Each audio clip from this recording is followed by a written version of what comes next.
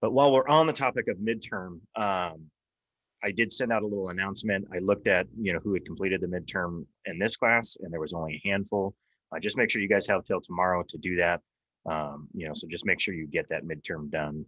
You can either do it after here if you're ready, or, sometime tomorrow. I think it's going to close at like midnight tomorrow. So just try not to push that, too far into that thing. So if you don't get it done today, make sure you get that done tomorrow. For those that have it done, you guys don't have to worry about it. You guys are set up and good to go. But I wanted to say, I also have a question about the midterm. Okay.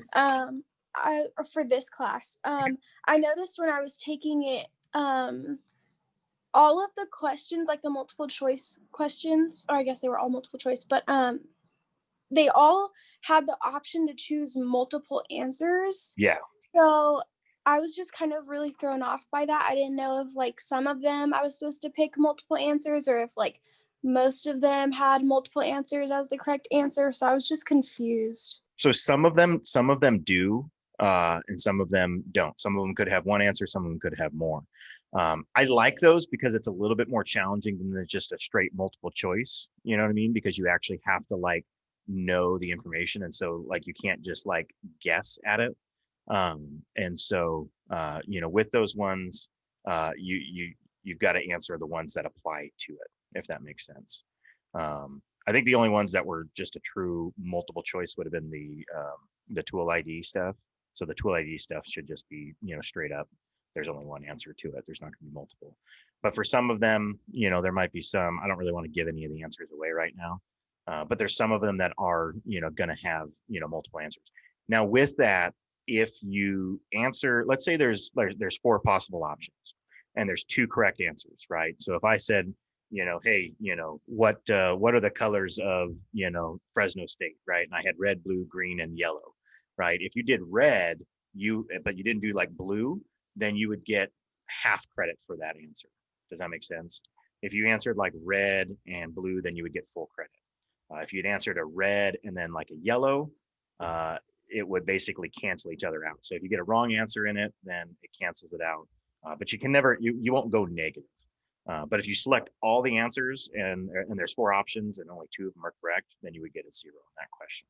That's how those ones work. So it is a portion, of those things. So really kind of, it kind of separates you guys out a little bit, and who really knows that stuff versus who can just guess. Because multiple choice questions, if you know nothing about the topic, typically you can kind of guess at those things and make it a little bit easier. But it also kind of avoids the whole, if you've ever seen questions that have like all of the above and that kind of stuff, the way that the multiple answers work is it works in that same way, and where you have to know those things, but it doesn't like give a clue out to you to say, hey, there might be more than one answer in there, because that's like all of the above questions in there. They really kind of, clue into that stuff. I'm really kind of like keen on like some tests and stuff. Like I used to teach my high school students, like when we were, in judging teams and stuff, I would teach them how to like read a multiple choice test question and be able to get an answer. If they knew nothing about it, you could typically pull out the right answer just by using some process of deduction. So because of that, I make some a little bit more difficult, and I apologize for that. But we've got to be challenging. This is college, right? We've got to be a little bit more challenging. You apologize, but you're still going to do it. I know. I feel sort of bad. But at the same time, I want to challenge people. Sometimes people, they look at these, and I'm going to tell you right now, my test, if you haven't had Williams class for small engines, his tests are more difficult than mine. Okay. So be prepared for his.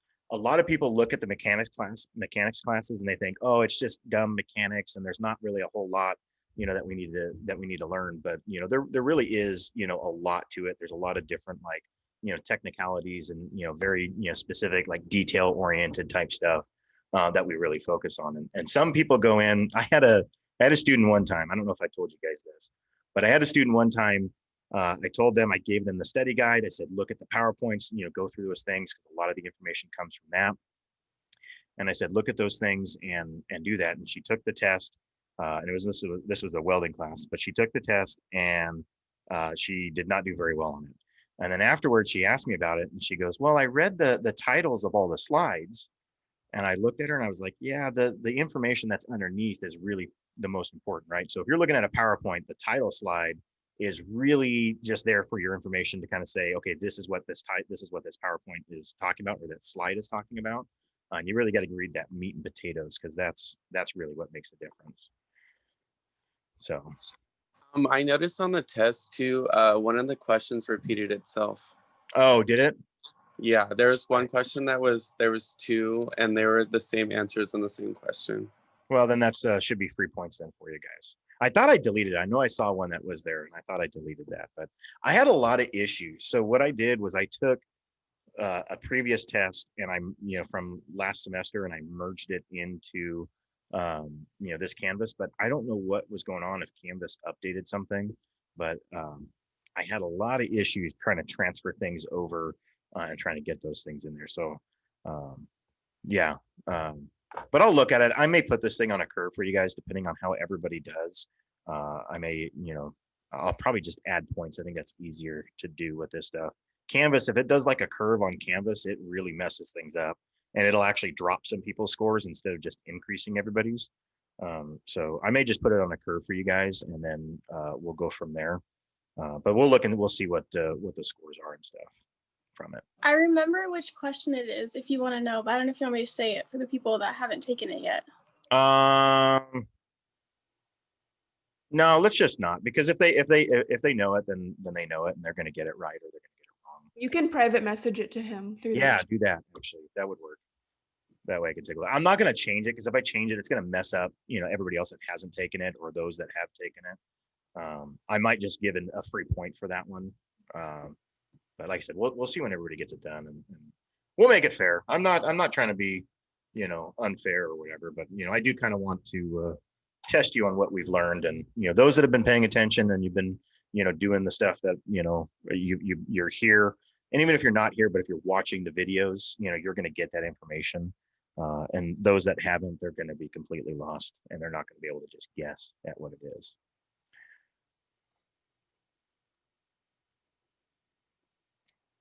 Okay, yeah, I got that, Allison.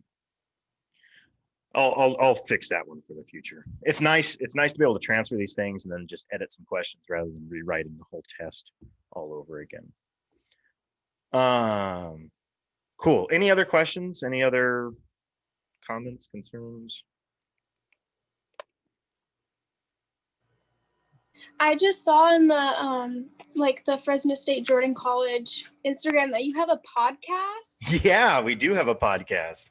Me and Mr. Williams started it up beginning of this month, and we just kind of talk about teaching shop, kind of teaching what it's like right now teaching, and stuff like that. It's called Safety Glasses Required, from shop to farm. So if you guys want to check it out, check it out. It may be boring to you, but we have fun doing it. It's cool.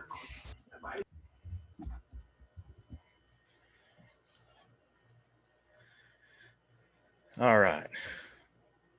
So anything else? All right. We're going to jump in, and we're going to do some three-way switches.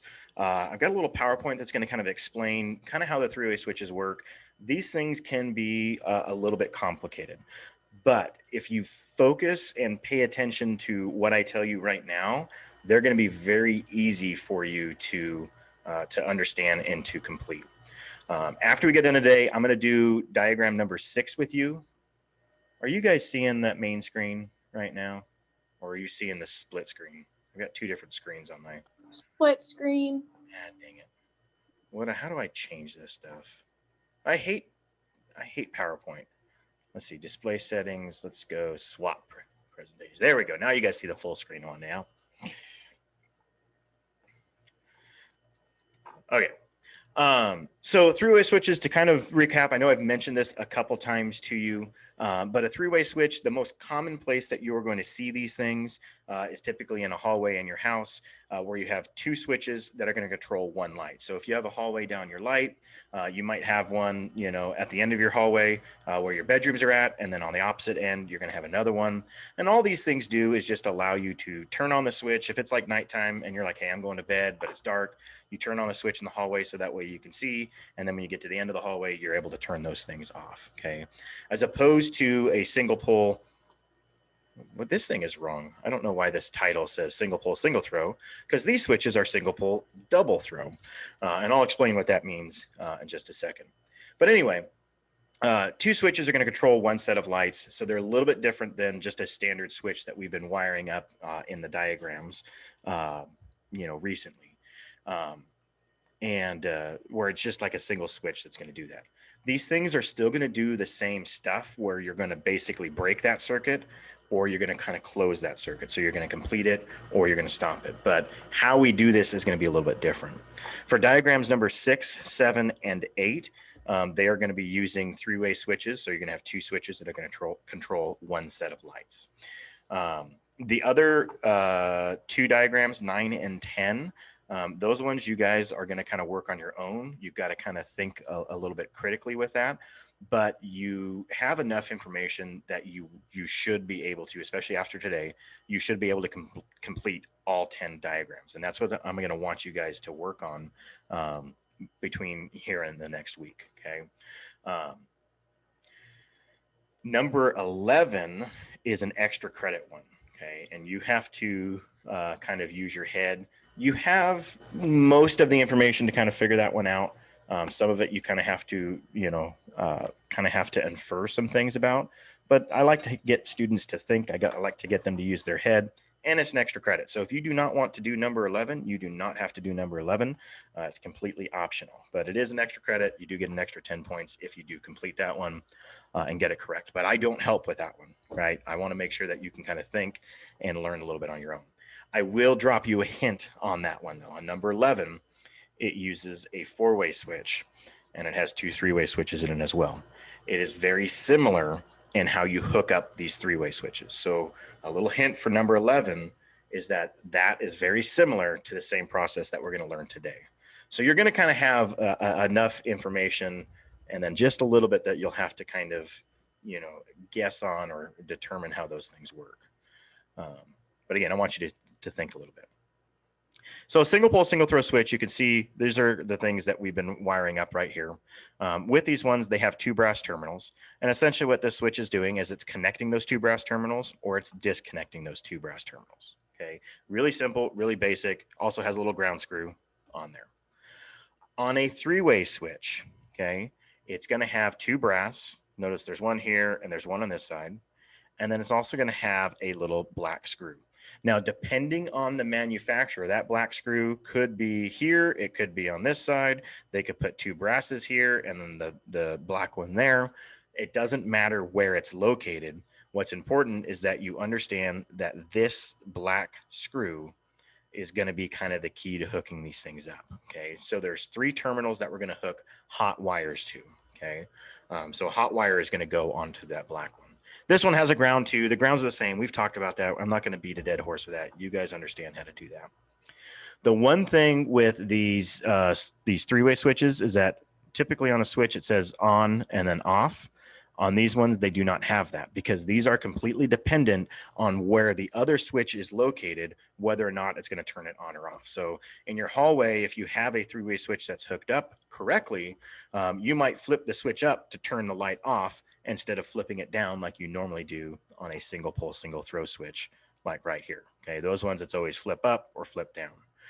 Unless somebody turned this upside down and installed it upside down, then it might be opposite. But does that make sense? Good with that?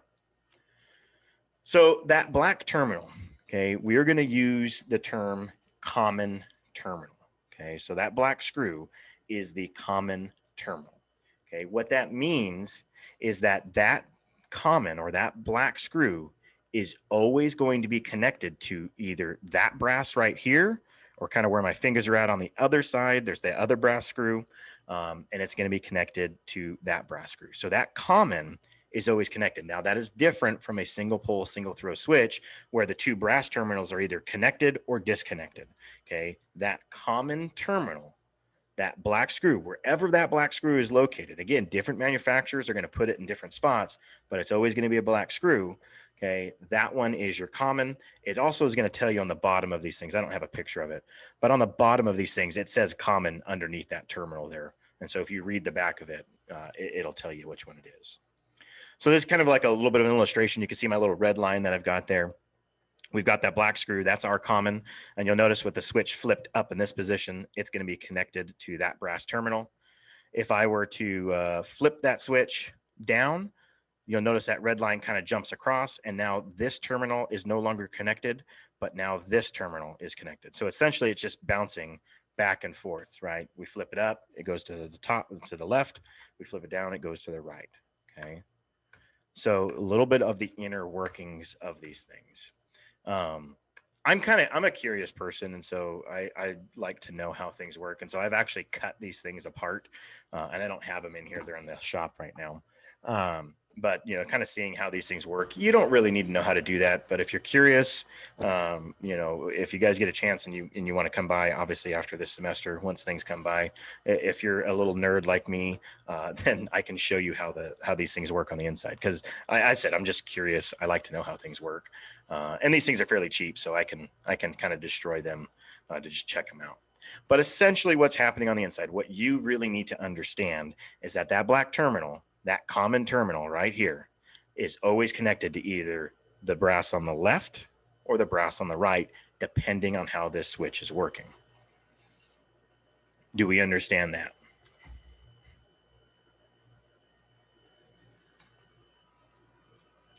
I'm going to take the silence as a yes, or that I've already bored you guys and put you to sleep. Okay, so why that matters, okay? Because that thing is always connected, okay, and because each switch is going to allow power to flow into your light, okay, you have to know that those commons, okay, are going to allow for two separate paths, okay? So there's going to be a path for power to flow into here, and then a path for power to flow into there. Everything we've really dealt with thus far has all been just one circuit, right? You send the power out to something or into a switch and then to your light and then back.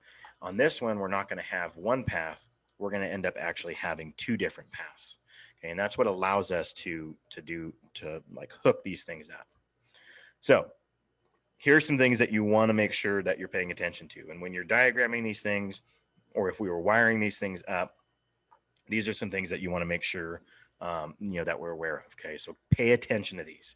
Okay, the common terminals, that's the black screws. Okay, in your diagrams, it's going to have a C in the middle of it. That's going to tell you that it is the common. Okay, so if it's marked with a C, it is your common terminal. It is that black terminal that is on these switches. Okay, one common is going to go into your source. Okay, so that your source is going to be like your plug that you're plugging into, where you're getting your power from. Okay, the other is going to go into your light. Okay, so one common into your source, the other common into your light. Okay, they do not connect together. I've seen lots of students do that. Understand, they do not connect together. One common goes to your source, the other common goes to your load. Now, in this example here,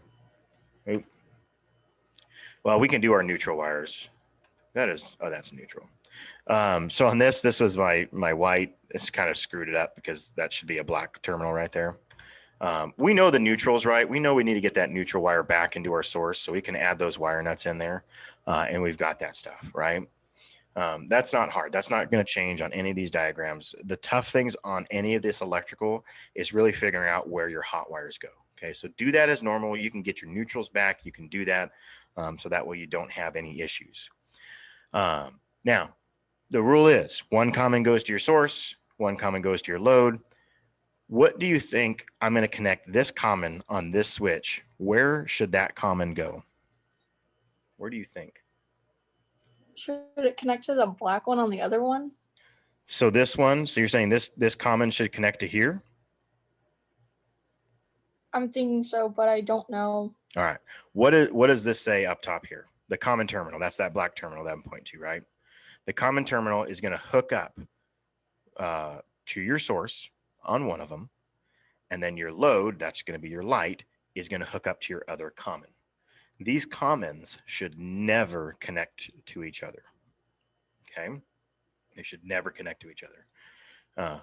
So that common, okay, one of them needs to go to your load, and one of these two needs to go right here to your source.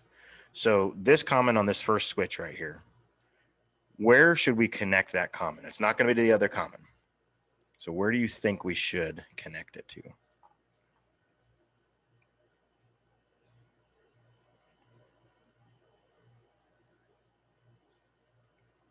The source? The source. Why the source? Why not connect that common to our load? It's closer to the source? Don't make it sound like you don't have the right answer, because that is correct. Okay. The only reason we connect that common to the source is because it's a closer distance. I would have to take a wire, I'd have to go into here and then bounce it over to there. Okay. It wouldn't make sense. So if we follow the rule, one common goes to your source, where should this other common go on this switch? Load. What was that? Say that one more time. Load. To the load. And the load is our light, right? That's what's using the electricity. So we're going to connect the other common to the light. If you can remember that, and if you can get that down where one common goes to your source, the other common goes to your load, they never connect together. Okay. That is about 90% of the problems that people have when they're wiring these up. If you have one of these switches or these sets of switches in your house, and one switch has to be in one position for the other switch to work, there is an issue with your commons. Your commons are not going to your source and your load. If you replace these lights, or if you replace these switches and your stuff works fine, but you don't make note of what wire is coming in and connecting to that black terminal, and you rewire it up and you say, oh, I've got two black wires and a red wire, and you just kind of mix and match those things, it's going to change that order, and it's not going to work like it should. It's not a safety hazard. It's just not going to work like it should. And ideally, we want these things to work like it should. You don't want to walk across a dark hallway to then turn on a light, so that way you can see, right? That the whole purpose of these is so that way you can turn on and off the lights and get down, if you're in a dark room. So the only thing that's really left to do on here is connecting these brass terminals. And on these brass terminals, what we're going to do is we're just going to connect this brass terminal to the same brass terminal on the other switch. So we're going to connect it with there. I have another brass terminal I'm going to do the same thing with. The problem is, what color wire am I going to use with that? I've used a white wire. I've used a black wire. I can't repeat colors. So what color wire do you think I'm going to use for this? Red. A red wire. Okay, those two wires are called your traveler wires, that black and that red that runs between these switches. Those ones are going to connect to your brass terminals.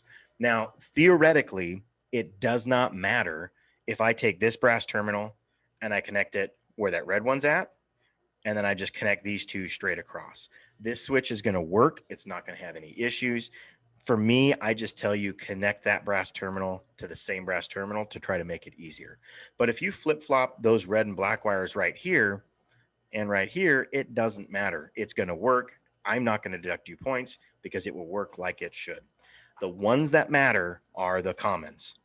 One common to your source, the other common to your load, and just go to which one is closer. If they both are closer, then you have to pick one and then go to the other. So like if I had my light on the opposite side and my source were on one side and my switches were on one side, one switch is going to be closer to both the source and the load. Just make sure that only one common goes to the source and the other common goes to the load. I know I'm repeating that quite a bit, but that is really, really important for you guys to understand. And I've seen, like electricians, I've seen people that have messed this thing up, and you can do it very, very easily. Okay. But if you keep that in mind and you just connect those ones first, okay, then the traveler wires, that red and the black, just connect the brass terminals, okay, to the other switch. That's all you got to do. Okay, so those red wires, I already told you that. They're the traveler wires. Obviously, our neutrals, we got to carry those back. It may be a good idea to put your neutral wires back first, because in this case, we do not use a white wire as a hot. But in some cases, you may have to use a white wire as a hot again. I smell something like strawberries in my office. It's making me hungry. Anyway, so if we have these switches, and you can see these switches that are right here, we're going to kind of follow the path here.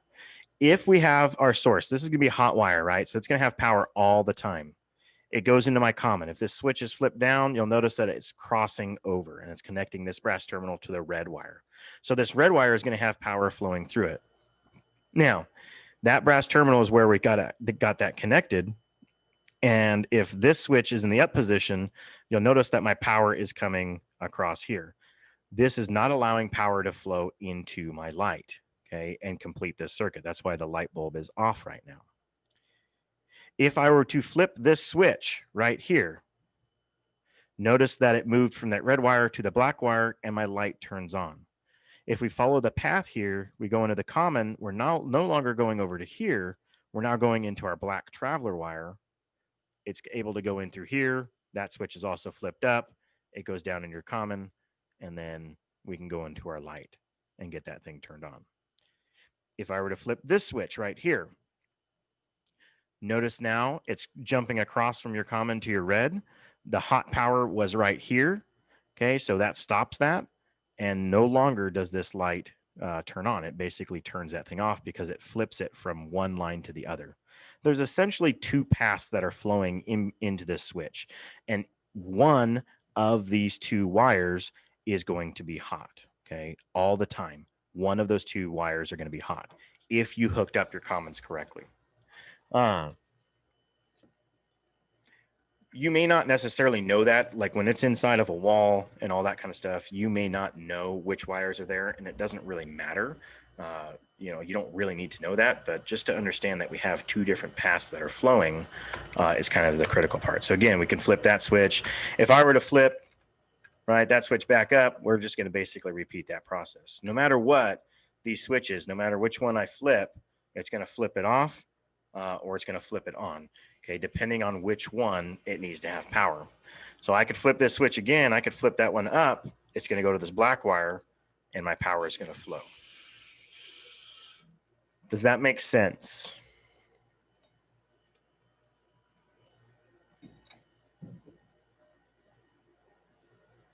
Yes, no, maybe. Maybe. Why do I have a black screen? Okay, maybe. Okay, we're going to do number 6 together. And this is essentially the same thing. But we're going to do number 6 together. I guess I should share my screen with that again. So that way we have that there. And we're going to do our drawings again. Now, there are a couple things that we know that we are going to have, right? Every time from the source, we're going to have our white or neutral wire that is represented by the yellow. We're also going to have a hot wire that's coming in. This does not change from any other diagrams. And then we're going to have our ground wire that's going to be in there as well. Now, if you look at this, we have our single pole double throw switch. This is what we consider a 3-way switch.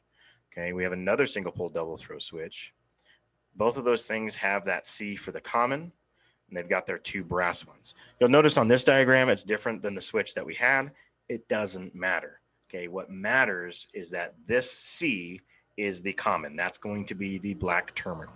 Okay, that is on those things. Okay, so make sure that in these diagrams, you look at these different manufacturers are going to place these things in different spots because of how they get them to turn on and off, but that is irrelevant. It doesn't matter. What matters is that black common terminal. Okay, and then we have our light that's down here. So we don't want anything in this box. So that means we're going to be running it through here and then down to there. So what's the first thing that we should do? What do you think? I would do something that I would know. I would take the greens and connect the greens up first, because I would take it, wire nut it, and then I would connect it to those two, but I would also run it down to the light and run it over to the other box. So one thing real critical, don't go diagonal here like this. Yeah, go down. Yeah. Right. Well, we don't want anything in this box right here, right?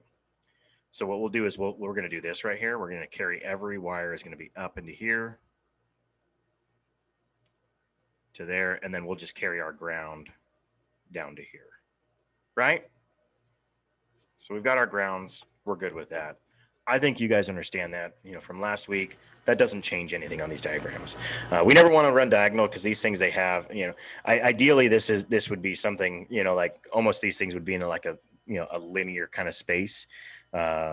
Sometimes it's not necessarily linear, or it's just kind of like a straight line.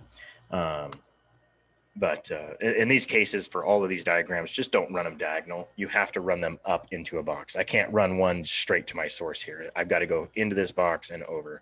So go in 90 degrees, right? Left or right or up or down with your wires. Okay, so our green wires are done. What do you think we should do next? The order of this doesn't matter, but sometimes it makes life a little bit easier if you do something first versus another thing, if that makes sense.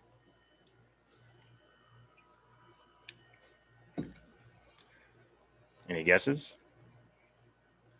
Should we take these neutral wires and should we get them back to my source? Neutral wires are always going to be white, right? So if I do this and I follow that same path, undo that. If I follow that same path, I'm going to come up into this box again. I'm not going to go diagonal because I've got to go into this box. I already have this wire. That's going to be Romex there. I'm going to try to make a square as much as I can. It's going to be a wire nut, right? We're going to come down to here. We're going to wire nut that there's no silver terminals on these things, right? No neutral terminals. And we come back up into our source. Our neutral is now carried back. So now we just got to worry about hooking up these terminals on the three-way switch. Okay, and remember, we do not connect more than one terminal to that. So the rule of thumb, one common goes to your source, the other common goes to your load. Now I could theoretically take this wire over here and I could wire nut this thing down to there, and one common would be connected to my load. But that doesn't make sense because this common is so much closer. I can just take one wire and do that I'm just going to connect this common. Ooh, I don't want to pass by that one. I'm going to connect this common to my light, and I'm going to take this common and I'm going to connect it into my load there. So our commons are done. There's only one thing that you have to do, and that's to connect these traveler wires. And with these traveler wires, try to just connect them to the same one on the other side. So we're going to do that one there. I've used a green, I've used a black, I've used a white. So my other option, my next option is going to be a red wire. And that red wire is just going to connect to that other one. We now have that same diagram pretty much that we did on that PowerPoint there. That's the same diagram where we're going into our common. It's going to go to one of these two. So the black and the red are always going to have hot power. Okay. And then those are going to have hot power. This switch is going to be just one flip away from either cutting the power or giving it power. It'll be able to go into your light. It's going to be able to return. And this is safe because we have all the ground wires in place to help prevent us from getting an electrical shock. So that is diagram number 6. That's what we got to do. Questions with that?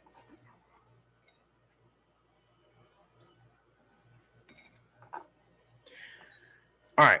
Because I'm feeling nice, I'm going to help you guys out. Did you guys get a screenshot of this or have it marked down somehow? That way you get it. I'm giving this one to you. All right. I'm going to clear the drawings off. So number 7. Oh, man. I got to get rid of that annotation. Okay. Number 7. I'm going to work with you guys on this, but I'm going to ask you to actually build this for me, and then I'll just build it. So you go ahead and you tell me. This is a three-way switch again. Notice that the positions of these things change. And when you change the positions, okay, it doesn't change where the terminals need to go. It just changes how we kind of wire this thing up a little bit, okay? But the concept is still the same. Commons, one to your load, one to your source, right? Your grounds, obviously, those are the same. Your traveler wires need to connect to one or the other, Okay. And then you need to get your neutral wires back. So we're going to, if you guys don't mind, let's go ahead and ignore the ground wires right now, unless somebody feels like they don't understand that and they want to see that. I want you to put it on your diagrams, but for the purpose of this, we're just going to try to keep it clean and not have as many wires in this diagram right now while we're kind of going through that. So let's ignore the ground wires. I think we understand that. We don't need to mess with that too much. What do you think we should do? And again, there's not really a right order in how you need to connect these things. You could do whatever order you want. There's just some that might be a little bit more easier where we can kind of eliminate wires first. Okay. But I don't care what order you want to go in, but what would we do? Somebody help me out. If we wanted to wire this three-way switch. Could we do our neutral, like the yellow, if I'm saying that right? The neutral wire straight directly powered into light, since there's no other neutral that's needing present. Exactly. You can do that. So we're going to take this neutral and we're going to carry it back to our source. Again, I'll put that on the right. In the source, we have our black wires and we have the ground, obviously, right? Every single time. This never changes with any of these diagrams at all. Okay. So what should we do next? Could we split? What is the black wire called again? I'm sorry. That's a hot wire. Okay. For the hot wire, are we allowed to split it, or are we just connected to one straight? You can split it. I mean, we did that in some of the diagrams in 4 and 5, right? We split that hot power coming from that source there. Do you need to split it, though? I guess would be the question. I don't think we would have to. Okay, so tell me what you think we should do, and then I'll do it. Okay, I might be totally wrong, but here it goes. You know what? Here's the thing. And I want to be really clear. If you get it wrong, I don't care, right? In fact, it's almost better if we get things wrong, because then we're going to learn. If we accidentally do something correct, we typically aren't going to learn, and we might make a mistake later on. So I actually like making mistakes, because that is a really great way for us to learn. So don't ever have any fear about making a mistake. As long as we don't cut our fingers off and stuff like that, those mistakes are bad, right? And that's why we hammer safety pretty well with this stuff. But I mean, we're drawing on a piece of paper, right? Well, I mean, a computer, but same thing, right? We're drawing on this thing. If we make a mistake, we hit undo. It's no big deal, right? Nobody gets hurt. There's nothing wrong with that. So sorry. The thing is, it's okay. The thing is, I would actually want to wire nut it, because they're separated instead of having too many wires run. So like, where would you wire it? Like into this box right here? In the light box, I would wire nut it to go down to the first, the control. Yes. Okay. And we should go, that's the common. Okay. That's common. That's okay. It's okay. Sorry, my dad calls it a different thing, so it confuses. Yeah, it says common on the bottom of the switch there. So okay. That's the correct term. But I mean, irrelevant, as long as it's hooked up right, that's what matters. Okay, from there, I would take, because we already have one black wire running down, I would actually take a red wire and run it back up to the light. From here? Area? Which one of these? The one on the left, I would take it back up into that light box, wire nut it, and run it over to the other how do you explain these? Like other switch. Yes. Okay. Because as you say, you don't want too many colors running through. Yeah, you only want one color running in between the boxes. So even though there's 2 red wires, right? Between these 2 boxes, there's only 1 red. Between these 2 boxes, there's only 1 red. That's good. We don't want 2 running in between these 2 boxes. So when it comes to the light, I would take, sorry, I would take I keep wanting to say control, but it's not. Common. From the common on the other box, I would take it and run it to the light with a black wire. Okay. So this one, and then run it here. Yes. And this is where I would take a yellow wire and run it from the bottom box over to the other box, but mark it with like electrical tape, as you would say. Yep. Because that one is going to be connected to a hot wire. We don't need a neutral. Right. And then all we would do, we would mark it. And it's important here, and this is where a lot of students really make mistakes, is they mark it there, but they don't mark it in this box. And if I opened up this box and I don't see these things, I need to know that those wires are being used as a hot and I don't accidentally connect them to a neutral, because that could cause a short circuit. And that would be a bad thing, right? We don't want that. So we'd mark them. If we connected our ground wires to this, would this diagram work? Would it be done? I don't know. I think it would, but that's the best I think of it. It would, right? One common goes to your source, one common goes to your load. The traveler wires connect to the other brass terminals there. Our neutral returns that stuff back. This would work. Now, the thing with this is not the only way for us to do this. So we're going to erase these real quick here. Obviously, our neutral is going to be the same. We're going to change this up a little bit. We're going to do the opposite. Instead of connecting this one down to here, we're going to connect it over to here, because on these, they're both kind of close. Ooh, I almost went to the ground there. So if that common went to here, we could then connect this common into our light. We've used our black wires up. We could do the same thing with our red wire. I try to, as much as possible, connect wires that are the same color, although you can mix and match them as long as they're hots. For the ease of like looking at it and wiring it together, and if you're actually physically wiring it together, it makes more sense. So I'm going to wire nut this one right here, and I can bring that around. That's really the same thing, right? We would need to mark those. I could flip-flop these whites and these black and these reds, and I could connect them, you know, to here. Like I could swap the colors there. But again, it just simplifies it, makes it a little bit easier. Even though this is a different diagram than the one that we just drew, this would be correct, just as correct as the other one. Okay, there's not just one way for us to wire these things up in this instance, right?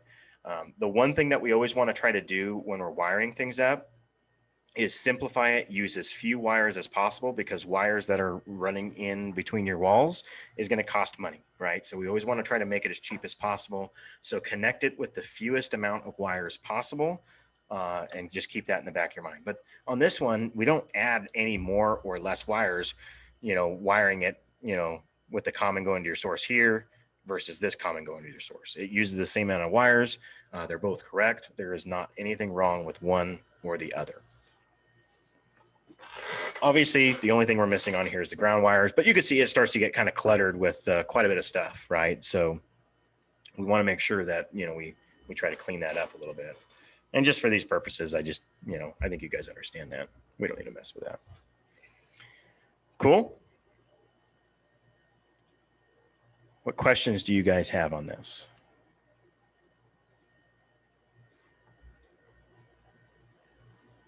You guys got a screenshot of this? So that way you have it. I'm going to get rid of that. We're going to, yeah, I think I'm going to stop this thing. Oh, actually, you know what? Let me do this.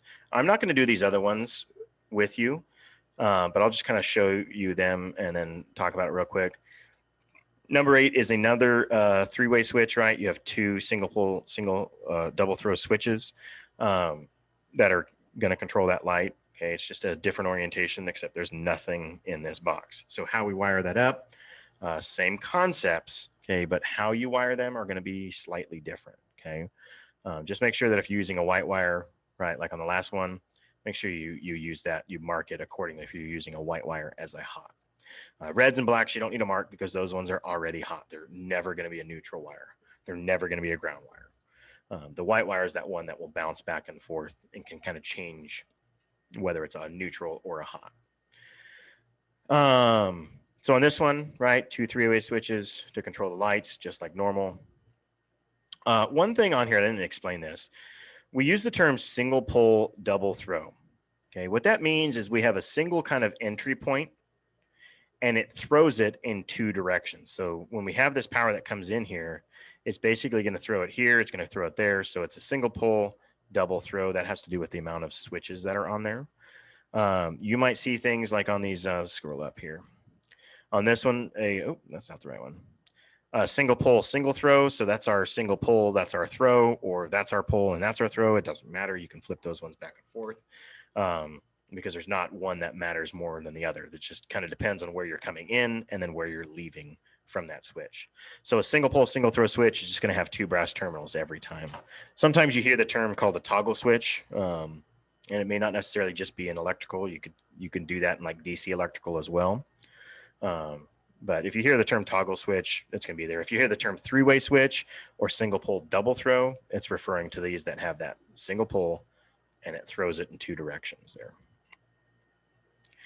Number 9, I will tell you, okay, you got a single pole, single throw. You got 2 lights there. Don't overcomplicate this one, okay? Number 10 is a single pole double throw. This one light needs to be on and the other off. And then when you flip that switch, this light needs to be off and then that one would need to be on. So it's going to flip flop them. Kind of a funky one, like not really, there's not a lot of instances where you would want one light on and one light off. It's more of just kind of to determine, do you understand how these switches work and how we can kind of control the power. So this one's using a single pole double throw switch, but I'll let you guys think about that and try to diagram that on your own. And then the extra credit one is the 4-way switch here, and that's what we call a double pole double throw. And you'll notice on these ones, there's inputs and there's outputs. We also have a single pole double throw here and a single pole double throw there, and we've got a light. There's not really any direction that, wires, can and can't go. But I will tell you on this one, you're either not going to have wires running in between these boxes or you're not going to have wires running in between these boxes. You can kind of make that choice depending on how you want. Like number 7, like we just did, there's a couple different ways that you can wire this up and still be correct. Okay, there's not just one way, but it's important to kind of understand how these switches work. The 4-way switches, the inputs and the outputs are kind of the key to that. Understanding where your inputs and outputs are at is really important. But that's about as much as I'm going to tell you on that. Because as extra credit, I want you to kind of think a little bit. Okay, I want you to use your head. Questions on any of these? You only need to do up to number 10. Go ahead. I just had a quick question on number 10. It's just like, I know you're not trying to like give us too much, but wow, I really suck at saying these. I always want to say control, but you correct me every time. Common. Could we do a wire nut? Or would that not be a good idea? You only want to connect one. You only want to connect one wire to each terminal. So if you need to split power, you can do that by putting a wire nut. So like if I wanted to, let me annotate this real quick. Not saying this is right or wrong, but like if you're coming into your source, you could wire nut it here and then go to there, and that would allow you to kind of split power, right? You could split that power. That wouldn't be like wrong to do necessarily, right? I don't know if this one needs it or not, so you could do it. The most important thing, the things that are going to be like wrong, like a danger, is if you took this hot wire and you connected to this silver terminal, right? And then if you took, this one and you connected it to there. Oh, well. Does that make sense? That would be a bad thing, because this would have power flowing. It'd be hot. It would come back and it would return. It wouldn't be good. You wouldn't want that. So you can, again, not saying that you have to, right? But I want you guys to kind of think a little bit about that.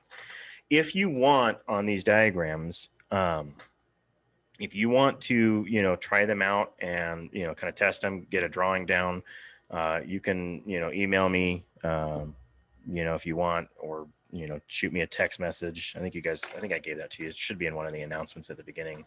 If you want to take a picture and shoot me a text message, I will answer it and I will, help you with it. I'll look at it and kind of help you brainstorm. Now, if you feel like you've got this, just, do it, enter them in, and then you guys can submit this. These things are going to be due on October 30th. So that's next Friday. So just make sure you get those done before then. And if you want to do number 11, you can. If you want to leave it blank, that's fine. It's not required of you.